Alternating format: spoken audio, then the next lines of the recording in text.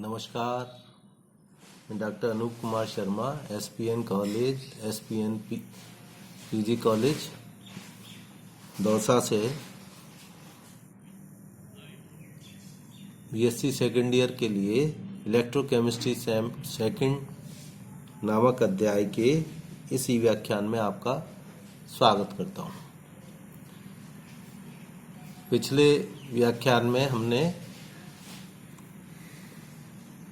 Numericals प्रारंभ किए थे, numericals on concentration cell without transference.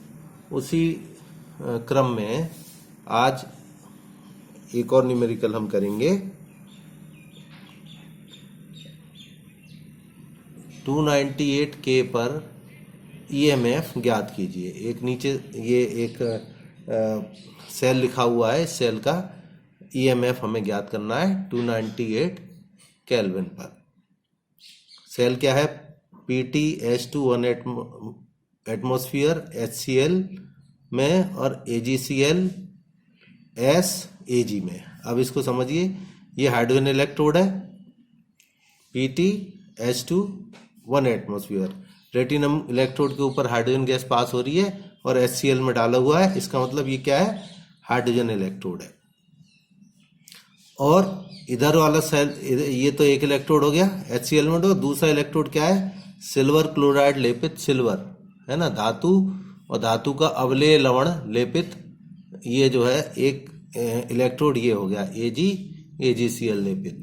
और इन दोनों को हमने, ये हाइड्रोजन इलेक्ट्रोड और इसको एक HCl के विलयन में डाल दिया, जिसकी मोलरता दी है m = 0.1।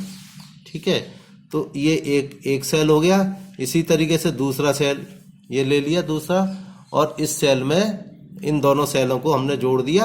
अब चूंकि इसमें इलेक्ट्रोड के थ्रू जोड़ा है, तो इसमें जो है वो पदार्थ का स्थानांतरण नहीं होगा, इसलिए ये सेल हो गया कंसंट्रेशन सेल। कंसंट्रेशन सेल क्यों है? क्योंकि ये इस सेल का ईएमएफ दोनों कंसंट्रेशन पर डिपेंड कर रहा है। कंसंट्रेशन दोनों की अलग अलग है, इसलिए दो सेल हमने इस तरीके से इलेक्ट्रोड के थ्रू जोड़ दिए, तो ये कंसंट्रेशन सेल विदाउट ट्रांसफरेंस हो गया। इलेक्ट्रोड के थ्रू जुड़ा है, इसमें पदार्थ का स्थानांतरण नहीं होगा, इसीलिए ये विदाउट ट्रांसफरेंस है। और कंसंट्रेशन पर डिपेंड कर रहा है, इसलिए ये कंसंट्रेशन सेल है। तो ये कंसंट्रेशन सेल विदाउट ट्रांसफरेंस हो गया। अब और क्या दिया है यहाँ पे? HCl के 0.1 m व 1.05 m विलयनों के सक्रियता गुणांक क्रमशः 0.90 व 0.85 हैं। तो इसके सक्रियता गुणांक दिए हुए हैं। HCl के विलयन के सक्रियता मोलरता दी है और सक्रियता गुणांक दिए हुए हैं हमें। ठीक है, अब इसको हल करते हैं। अब चूंकि ये हाइड्रोजन इलेक्ट्रोड है, तो कोई भी हाइड्रोजन इलेक्ट्रोड युक्त सेल होता है, उसके लिए ईएमएफ का सूत्र हाइड्रोजन इलेक्ट्रोड युक्त सेल के लिए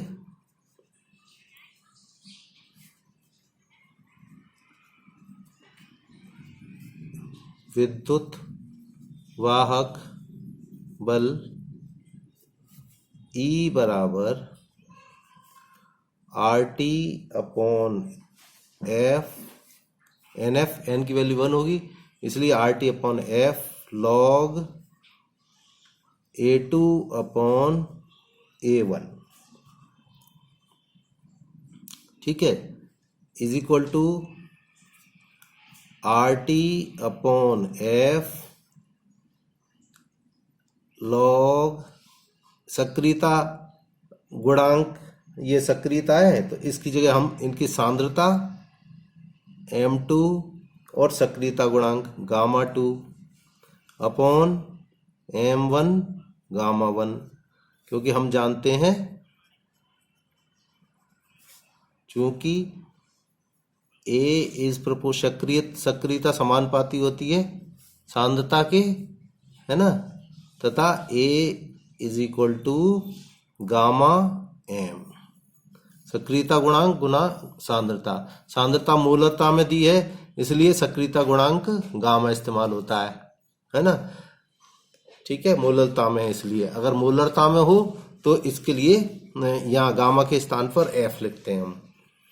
is equal to R T upon F into 2.303 log, अब बेस लॉग का बेस 10 हो गया ना यहाँ, m2 gamma 2 upon m1 gamma 1।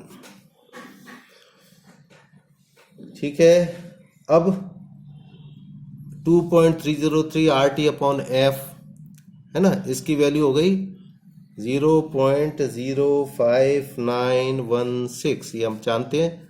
Log, अब लॉग m2 और इसकी वैल्यू रख देंगे, है ना। तो लॉग m2 की वैल्यू कितनी है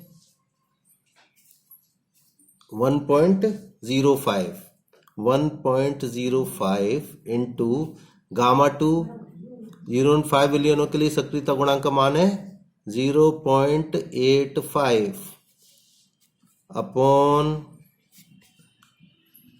सक्रियता 0.1, m1 की वैल्यू 0.1, तो 0.1 इंटू सक्रियता गुणांक गामा 1, गामा 1 कितना है 0.90।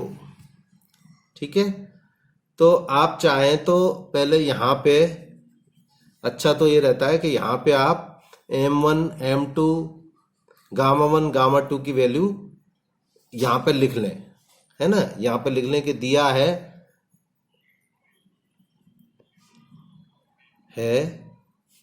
m1 बराबर 0.1, m2 बराबर 1.05, gamma 1 is equal to 0.90, gamma 2 is equal to 0.85। तो ये वैल्यू एक साथ लिख देंगे तो यहाँ पे ये गलती, किसी प्रकार की गलती होने की संभावना नहीं रहती है। ठीक है, तो अब इज इक्वल टू 0.05916 लॉग, अब इसका मल्टीप्लाई करेंगे तो ये वैल्यू 0.105 इंटू 0.85, इसका अगर मल्टीप्लिकेशन करेंगे तो पहले तो इसको पॉइंट हटा देते हैं सारे, तो ये अपने पास आ जाएगा, ये अपने पास आ जाएगा 1.05 और का मल्टीप्लिकेशन 0.85 में करें, या पहले इसका साइन हटा, पॉइंट हटा लें, तो ये आ जाएगा 110.5 इंटू 85